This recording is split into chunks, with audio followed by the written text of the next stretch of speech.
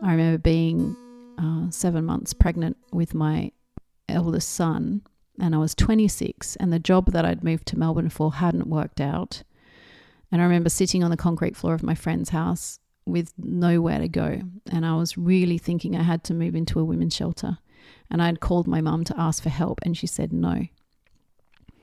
And I just gave myself 20 minutes to cry, and then I needed to figure out what to do.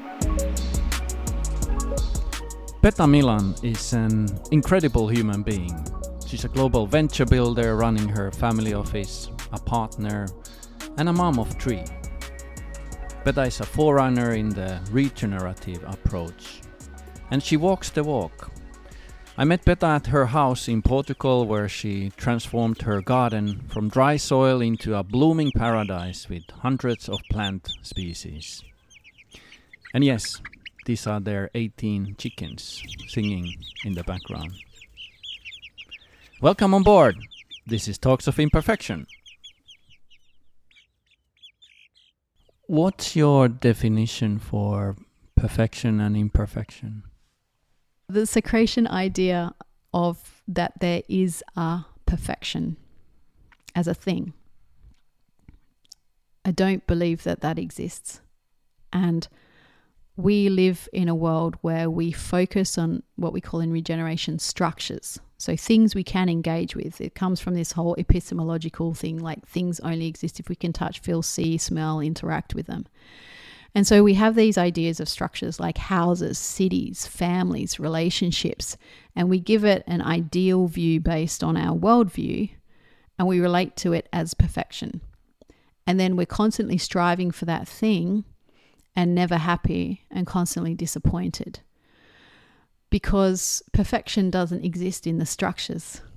When we're working with regeneration, we're looking at the patterns, the underlying worldview and assumptions that give rise to the structures. So when we're looking at the patterns, just like the patterns of nature, everything's already inherently perfect. If it's out of balance, something will happen to bring it back into balance, and so forth. So if we see ourselves as part of a living system, we're constantly co-evolving in alignment with the environment within which we're placed, then the patterns of everything that give rise, even if they're incredibly painful and uncomfortable, are perfect given the conditions that we're in. And if we want to shift those patterns, then we have to be willing to work at a pattern level, not focusing on the structures like when I get this new job, then I'll be happy, or when I get this next bit of investment, then I will have made it. These types of things. So I think the pattern and the perfection is in the process, not in the outcomes. Please take us to your childhood, where this journey started. Yeah, so being Australian, growing up in a lower middle class family, it was a big deal for my parents to, get that first house, with a mortgage in the suburbs. And my family's lineage came from a lot of poverty, and particularly on my mother's side, people who were essentially homeless or having to, really go without. And all the complexity that comes with that, and with addiction and abuse and different things. And that still certainly showed up in my family's lineage, even though they'd managed to overcome some hurdles and get that suburban house. There was abuse, and addiction was still an issue. And I think from a young age, I was doing things that didn't make sense in the context of my family. So much to the surprise of my parents, I was selected to play the trumpet. And there was no real musical genes in my family at all. And because I was an inherently creative child, and I just never really related to things in the way that I was taught, I was always looking to do things differently. It was just how I expressed myself. And so I actually did, at the age of 12, did a rearrangement of the Australian classic waltzing Matilda, and went to audition for a music scholarship to a high school that was a specialist. It was the top one in the state. Anyway, I went with my little rearrangement of this classic, and I remember being in the audition and playing it, and they asked me, "Did you arrange that?" And I was like, "Yeah, I did that." Anyway, I ended up getting the full scholarship. First trumpet was the lead trumpet as a result of that audition, which was an amazing surprise to my family because I just didn't fit into that box. And I remember even getting losing some friendships from my local primary school because I was moving somewhere else. It was just kind of unheard of. And so that was kind of the theme of my life, is not fitting and not doing things the way that they were supposed to be done. And with that comes a lot of heartache, especially as a teenager and as a young person trying to figure out where you belong. And I struggled myself as well, with things that were kind of inherent in my family around addiction and different things in my younger years as I was really trying to find my way. But I found that I had a gift eventually.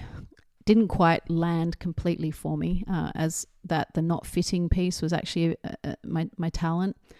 But I was just kind of going with it. So I disappeared when I was about 22 and I ran away from my life and jumped onto a scallop trawler that was working in fisheries in the south of Western Australia. And anyway, ended up not really getting a lot of money out of that because there was a lot of unregulated, not so nice things happening in that industry at the time. So I went to a bar. I had no money, no place to stay. And I met a horse trainer, a former jockey.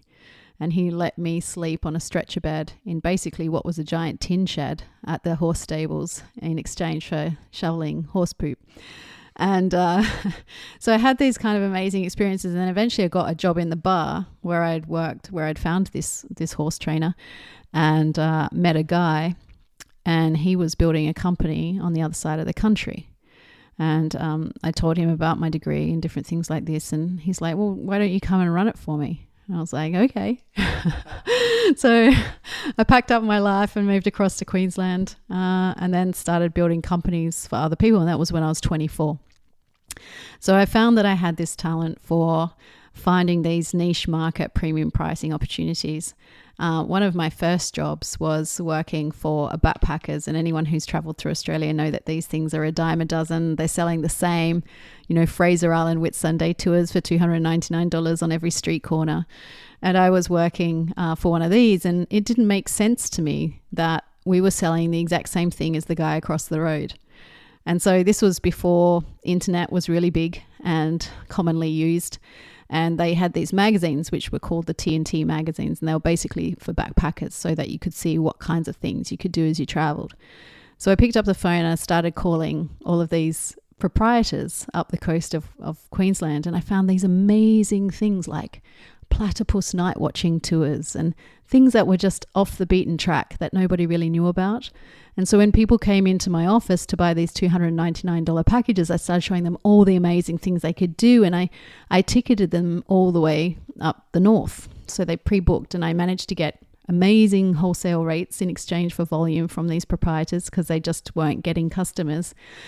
And people were spending like $1,500 with us in one sitting. And then there was the old guy who owned the backpackers hostel, and his name was Dave, and he smoked like a chimney. And he came into my office and with his cigarette, and he sat back and he's like, "So, little lady, what the hell are you doing in here? Because I've not seen so much goddamn money in my life." So I told him the new business model that I'd created. And so they sent me down to King's Cross in Sydney to try and pick folks up a little earlier when they were coming in flying through Sydney. And they didn't even have a proper ticketing mechanism back then. So we were trying to use accounting software to set up these tickets. And, it totally changed the business model and did really well. I mean, the family had some crisis as a result, because what I learned from that experience is that you can make incredible money, but if you don't have the emotional kind of capacity to understand or be able to deal with wealth, that can also be destructive. And so, there was one of the family members took their own life in that process. Like I didn't know how much my changing the business model and having them exposed to that level of success and money had contributed to that or not. And that was something that I really had to reconcile for myself. So I knew that with creating wealth came the need to develop the capacity to handle wealth, like emotionally, psychologically, and these types of things. So I had some really early formative experiences around this. And then, by about the age of 32, I was working as chief operating officer for a company that I helped build. And we had been collaborating with the Big Four on quite large scale projects. And I'd kind of become by accident a bit of a mining specialist. And I don't mean crypto, I mean actual mining, because I was living in Australia at the time. We'd moved back to the West Coast. And I just saw so much fractured, broken kind of strategy that was resulting in really big, devastating impacts for communities and also ecologies. And I found this so hard to reconcile for myself, and I got really burnt out. And so it was that time that I kind of sold everything in Australia. It was the only time I'd ever owned a house, and packed up my 2 kids, and we moved to northern Thailand for me to figure out what I was going to do if I wasn't going to do that anymore. From horse poo to venture building. From horse poo to venture building. That's quite a journey. Let's stop there. Now you are dealing with significant assets and big money. Did you consciously work with any money wounds? Because you were referring to the kind of psychological capability to handle big money. Absolutely. I mean, as I moved through this journey, I had to deal with my own self-limiting beliefs and my own worldview that had been unconsciously created, I guess, through the experiences of my childhood and the meanings that I'd given to my experiences. And as I got older, I noticed myself, even though at certain times in our childhood we didn't have enough food to eat, and we had we didn't have enough money to put into the car, and we would break down on the highway and have to walk for miles and miles to get a jerry can full of fuel for $5 to put in the car. These types of experiences, I didn't really go without too much once I left home. And there were times though where I remember being 7 months pregnant with my eldest son, and I was 26, and the job that I'd moved to Melbourne for hadn't worked out. And I remember sitting on the concrete floor of my friend's house with nowhere to go, and I was really thinking I had to move into a women's shelter. And I'd called my mum to ask for help, and she said no. And I just gave myself 20 minutes to cry and then I needed to figure out what to do. So I finally found someone that I'd met who was willing to take me in and let me stay. And then I got a job at 7 months pregnant working for one of the banks selling credit cards. And so I was hugely pregnant and had to sit on one of those big exercise balls. But for 2 months I worked, really hard to get myself set up, and I managed to do that. And so then as I started moving from that type of understanding my own resilience and deep capacity that I had for problem solving, and developing some trust in myself that no matter what happened, I'd be okay, I found myself achieving much more when it came to money and wealth, but I found myself still in these boom-bust cycles. And I remember being younger and watching Andrew Forrest, who's a mining magnate out of Australia, and he would build these companies and they would be number one on the Australian Stock Exchange, and then 10 years later they'd be bankrupt, and then he'd disappear for a couple of years and he'd come back and he'd build another one. It would be top of the ASX again. And I was always curious about his boom bust cycles. Why could he create wealth but not hold on to it? And I found myself obviously not to the degree of wealth as a mining magnate, but having similar types of patterns.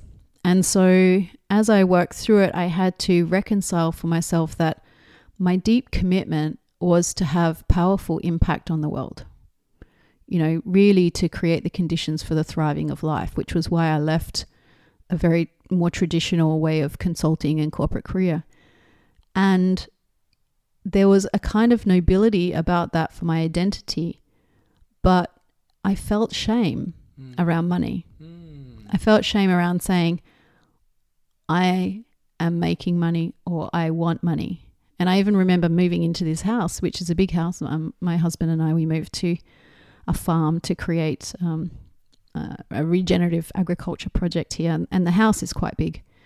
And I remember feeling embarrassed the first time that people came over to this house, because it's a big house, you know. And so I'd actually gone to Peru and had worked with some shamans on this to really unlock what was still within me but not really conscious and I couldn't access through other means. And really finding my identity linked to this history and this story of poverty through my family.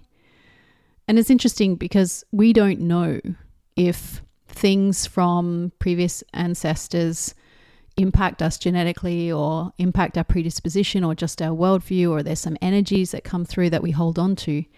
But there was definitely a lot of energy for me that had shame around money, where I'm still working on letting that go.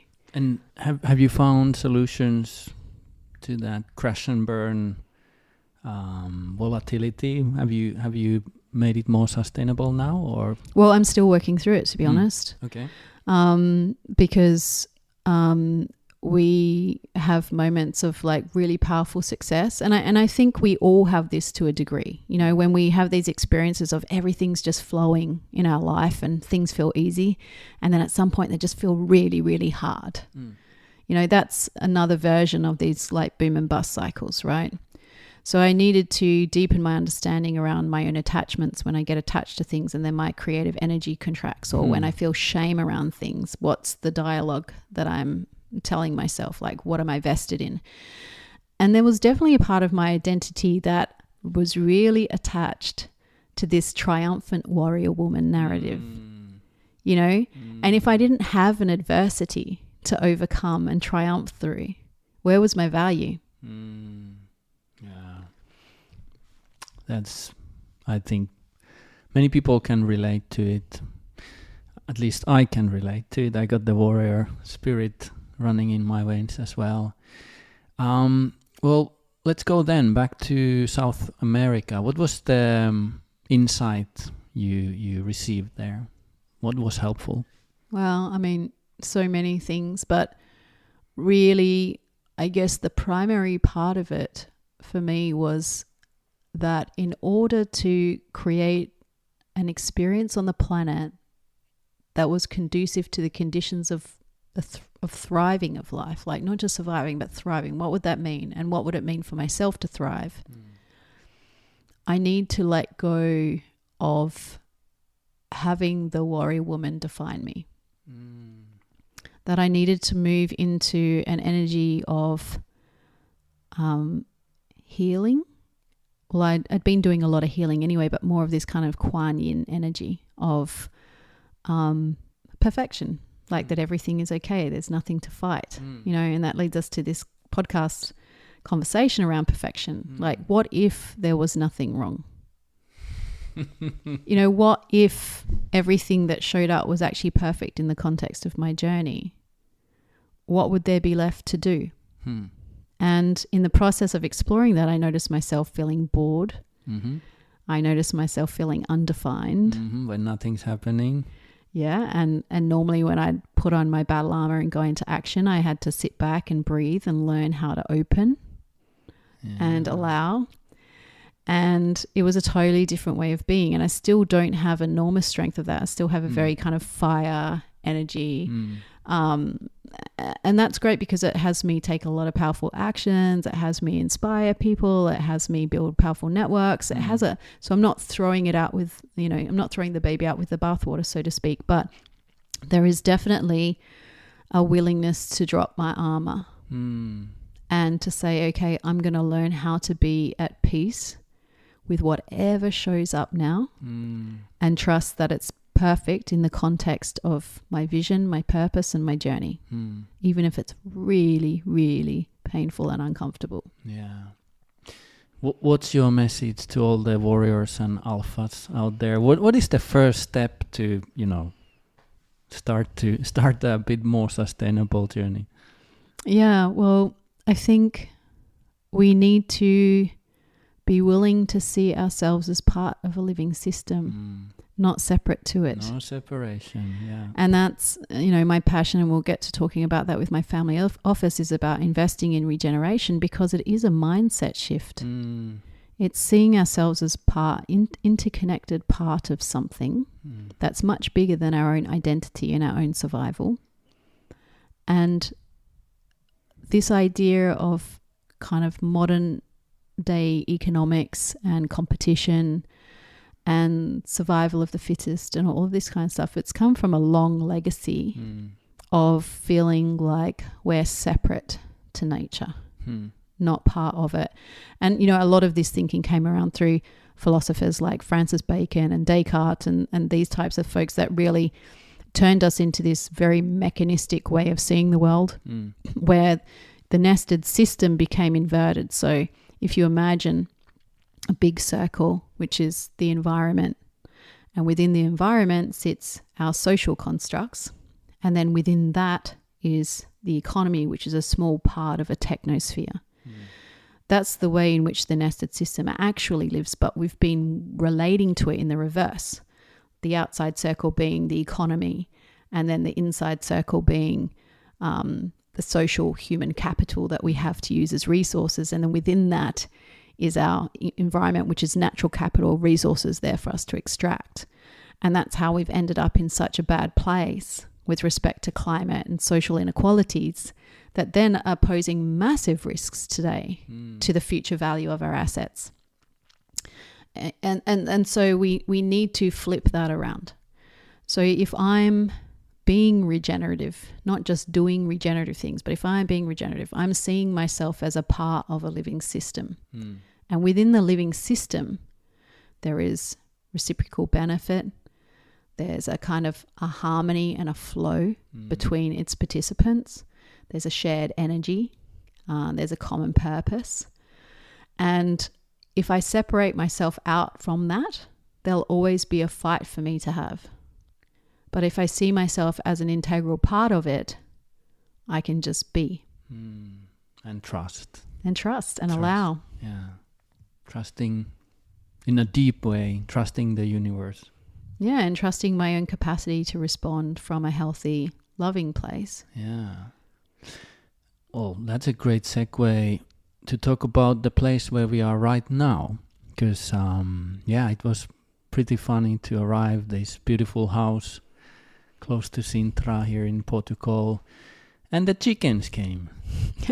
Our little ladies. Yeah, ladies came, and they are so beautiful and friendly, and they, you want to cuddle them, and actually you can cuddle them. There's very special chickens. They've been bred with a lot of love. Yeah, I can feel it. My husband, he takes all the a lot of the vegetables from the garden that we've planted, and he painstakingly chops them all up. And so they have this gourmet diet. They don't get fed chicken feed at all. Nice. And so everything is kind of put back into the earth, into the animals with as much love as we can. So we've planted about 150 different species here since March of this year, and now it's September. And Risto, you've seen how much we've got going on here now. We've made our own soil. Yeah, it's getting there. We've made our own soil, so it's looking pretty fabulous now compared to what it was. And the speed, it's so fast when you treat the soil right. It's just stunning. Yeah, I mean, that's the power of a living system, right? I mean, the soil is our biggest living organism on the planet. And if we give love and care and the right types of conditions, it will recover quickly. Yeah. And that's, the frustrating thing that we look at when we look at large cities who are committing to net zero by 2050. We don't have that type of time. Yeah. And investors who are still investing in traditional ways and not really understanding the power of impact or how to do impact properly, is if we're able to drive effort and energy into regeneration, it is fast. We don't have to wait, 30, 50 years for things to recover.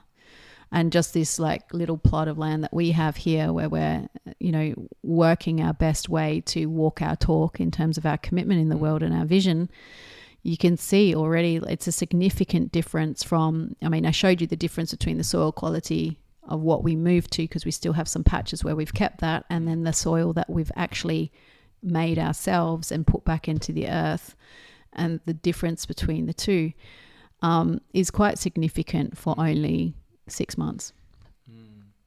I love this. Such a segue to your business world, from backyard to the family office world. So could you describe us where are you at the moment with your office?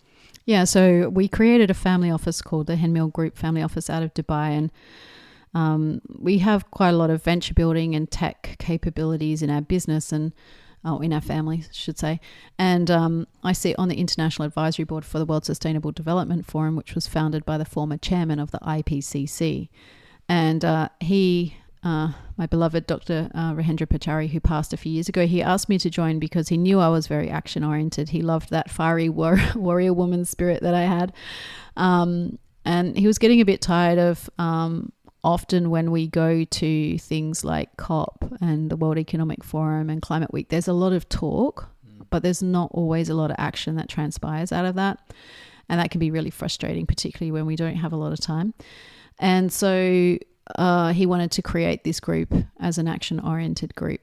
And then, so I also, around the same time, was asked to join All Hands, which is a multidisciplinary, multi-stakeholder group working to counter radicalization and violent extremism. And because I'd grown up with abuse, I was really interested in what led people to violence. As a young woman becoming a mother at a young age, I had to address that for myself too in my journey, like how to break intergenerational patterns of abuse so that I didn't become an abuser. And so that was also part of something in my journey that was really important. So I'd stay fascinated by that multi-generational impacts, multi-generational patterning and how to interrupt it. And so when I saw how the investment world was working as a result of traditional models of investment and economics and the lack of diversity that we just spoke about, I was seeing that money was not flowing into areas that could have rapid impact at an accelerated rate and still deliver returns. So I needed to kind of create a new model. So we established the family office with a view to investing pre-seed, so pre-revenue, and working with the founders or businesses that our company had designed from the ground up to be regenerative. That means that they follow living principles design, that they work to create the conditions for the thriving of life, and they have the capacity to create impact across sectors. And a lot of the siloed, fragmented thinking that I'd seen across business and across the investor landscape, where it's very sector focused, it's very single project focused, it's wanting to invest in kind of growth stage a lot of the time. There wasn't a whole lot of innovation coming about because people were only willing to invest in stuff that has proof of success already. So while other people in my age group were getting mortgages and buying houses, I was putting everything that I had into building businesses. And so our family office still hasn't ventured into real estate yet, but we will. But our focus is to really work on regenerative pre-seed ventures and grow them to seed and Series A, and then invite other family offices with those proof of revenues and proof of impact to come in and co-invest.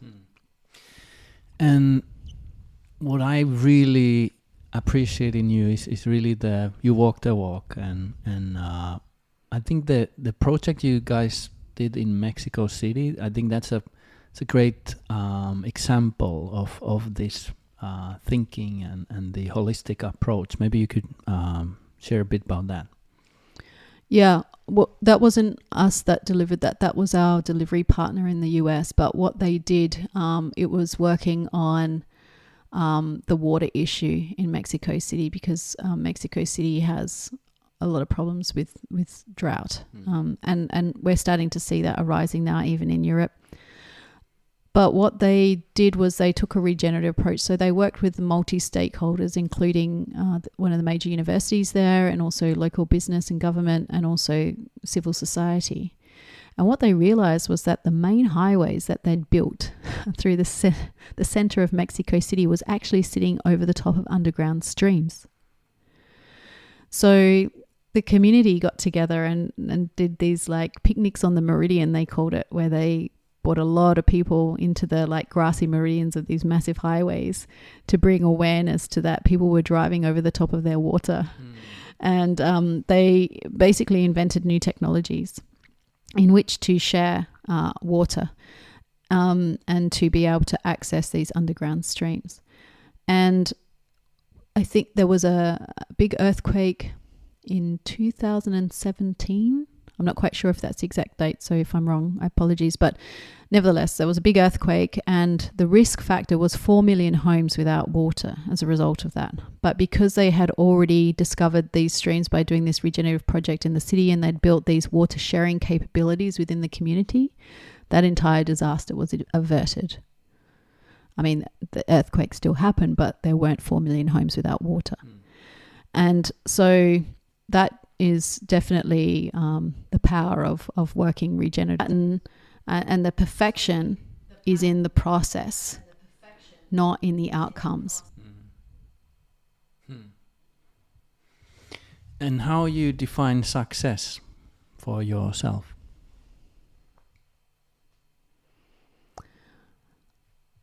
For me, success, so I have for myself a very clear sense of purpose and direction in service of the kind of world I would like to see, which is one that's thriving, one in which all of life has an opportunity to thrive. Sometimes along that journey, I have to make really difficult decisions that almost can seem anti-regenerative. Like maybe I have to sack one of my employees. Maybe I have to negotiate really hard on a deal. I think for me, success is the degree to which I can be really growing my own awareness around my own imperfections and to what degree I can keep calling myself forth in service of that vision. And I'm not going to do it perfectly every time. I'm going to mess up. I'm going to have moments of not really knowing what to do. I'm going to feel incredibly vulnerable and scared at different times. I'm going to experience pain and maybe I'll unintentionally cause pain to others. But the process of living in alignment with one's purpose is about how open and willing am I to be vulnerable and in service of this direction. And it's got to be bigger than one's ego and identity. But I know I still give myself a hard time if I feel like I mess up. Yeah, those are beautiful words from a recovering warrior, right? Yeah, I'm trying. Yeah. So beautiful. Recovering warrior. I like that. Yeah. So what imperfections of your own you are working with right now? What is the kind of current theme?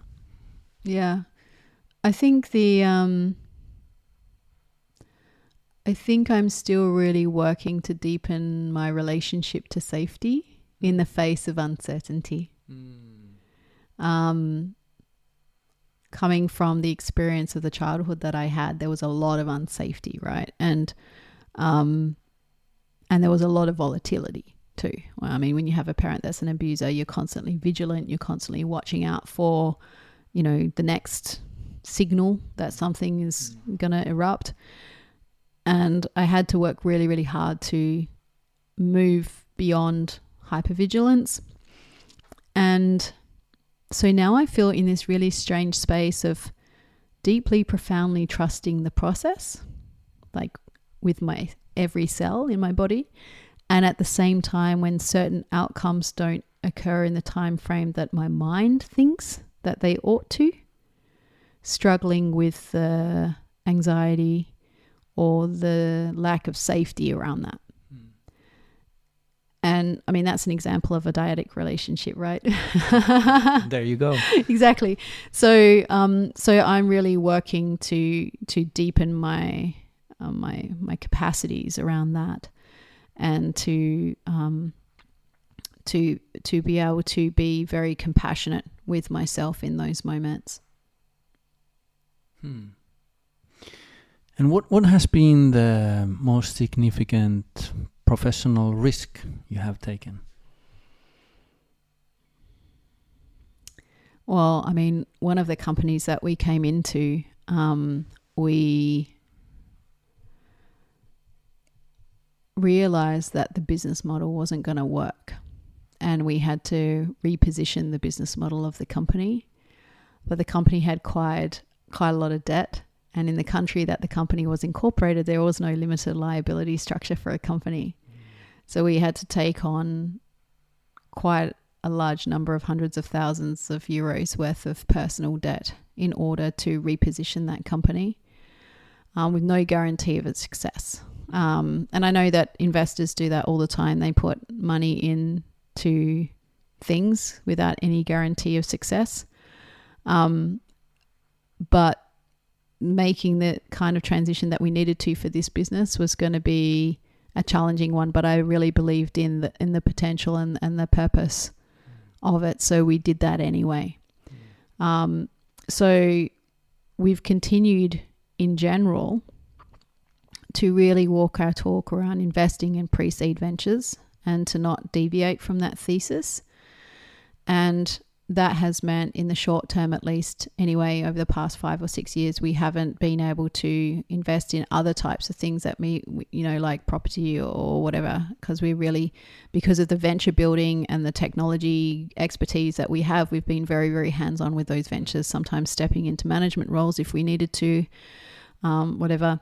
So we're not focused as a family office on becoming the next billionaires. We're focused on really creating powerful companies that are really fundamentally transformative and deliver really good returns.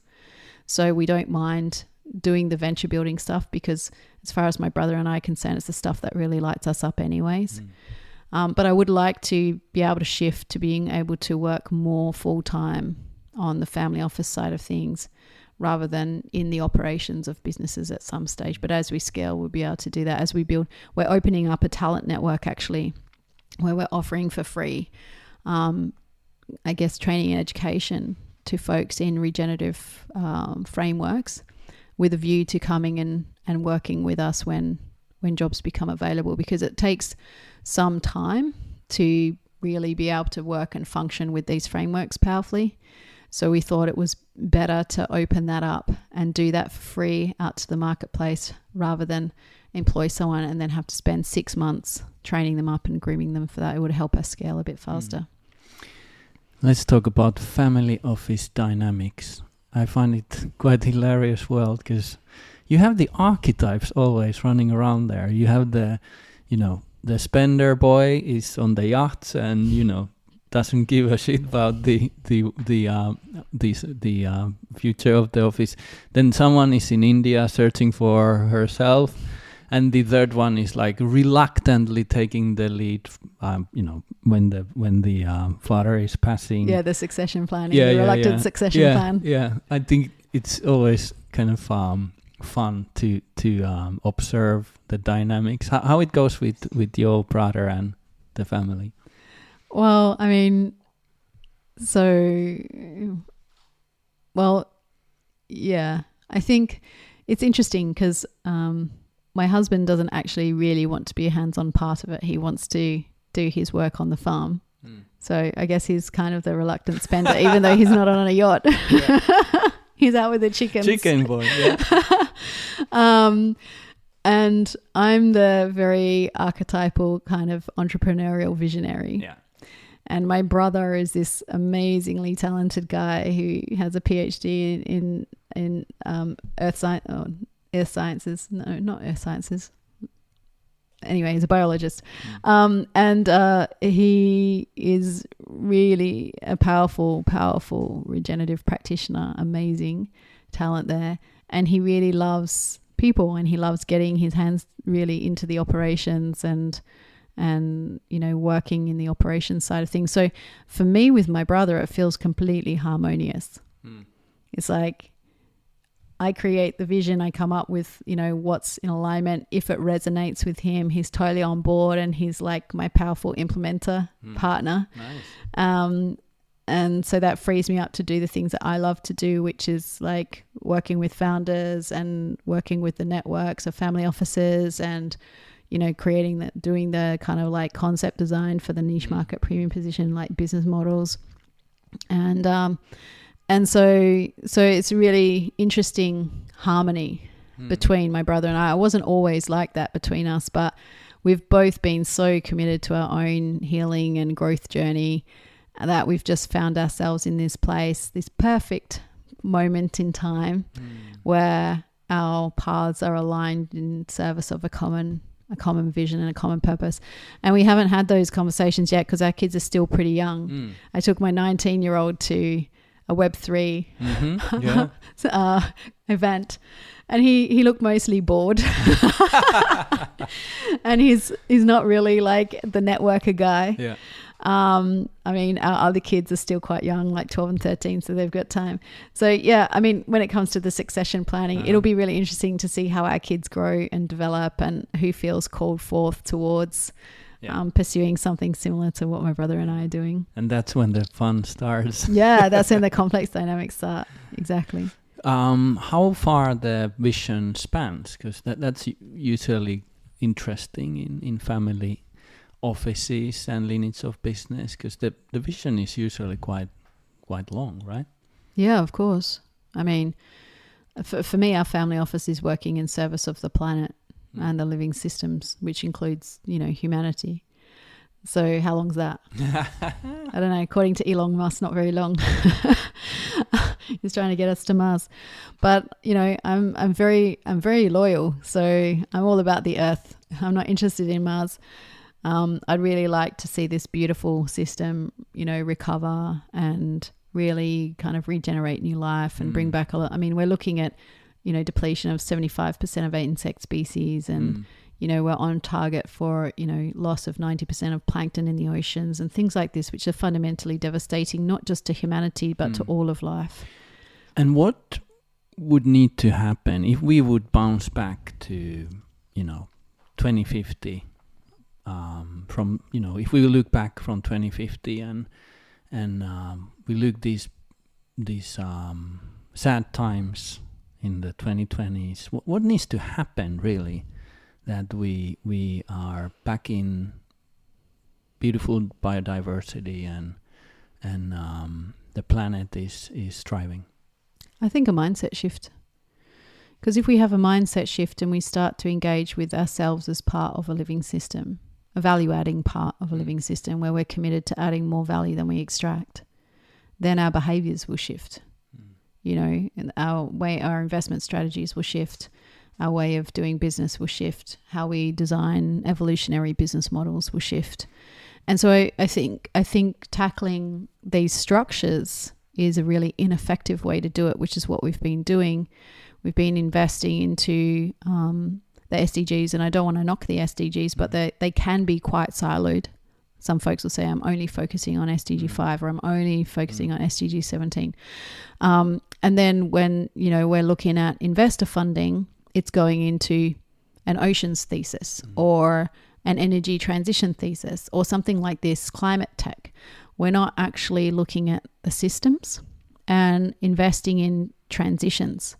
And so our goal in our family office is to create a fund sometime in the next 2 years, which will be small. McKinsey's estimates that it will take 275 trillion to invest in all the transitions needed by 2050. So we will do a small one of $1 billion and invite other family offices and investors to participate in that so that we can do whole city transitions. And what's the role of female leadership in all this? Diversity. I think it's diversity. We don't have enough. I mean, let's not talk about male, female as bodies. Let's talk about energies. Right? So I can be a woman. I can still have very masculine energy. And that's, my warrior princess energy. But then there's, but I don't want to say that too, because there's many feminine archetypes as well. There's not just, the soft nurturing Kuan Yin represents all feminine. No, then you've got the powerful Kali, and you've got all of these other different types of feminine. But I think it's bringing together the energies in balance within ourselves, and then also at the investor tables and at the boardroom tables, in order to bring in balance. And I'm really good friends with Nilima Bhatt, who wrote Shakti Leadership with Raja Zodia, and it's talking about bringing together the masculine, feminine energies in leadership. And I really, really believe in that. I mean, my brother has a beautiful feminine energy about him. I'm probably a little more on the dominant masculine side, on the energy side. But we're both working on our balance, right?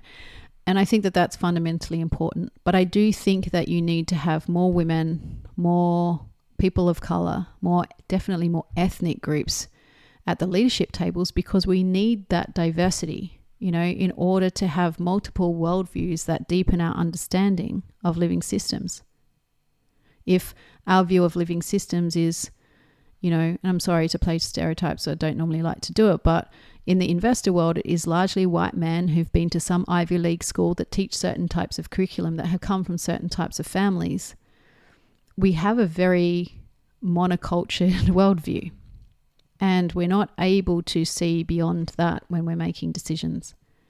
So I think deepening our diversity with women, but not just women, is critically important for us to create greater balance and harmony with our living systems. I think you summarize it all there. It's a beautiful spot to end and kind of let that manifest, right? Well, I hope it does manifest into something, because we're in our decade of action. Yeah, we have to do that. Cool. Thank you so much for joining Talks of Imperfection. This was a beautiful session. Thank you, Risto. It's really an honor to be here. Thank you. Thank you for listening to the Talks of Imperfection. The podcast is enabled by Edita Prima, the kindest Nordic tech company that orchestrates automated customer journeys to perfection by turning data friendly. That's all, folks. It was good to have you on board. Please subscribe to the podcast, follow us on Instagram, and hold tight until the next episode.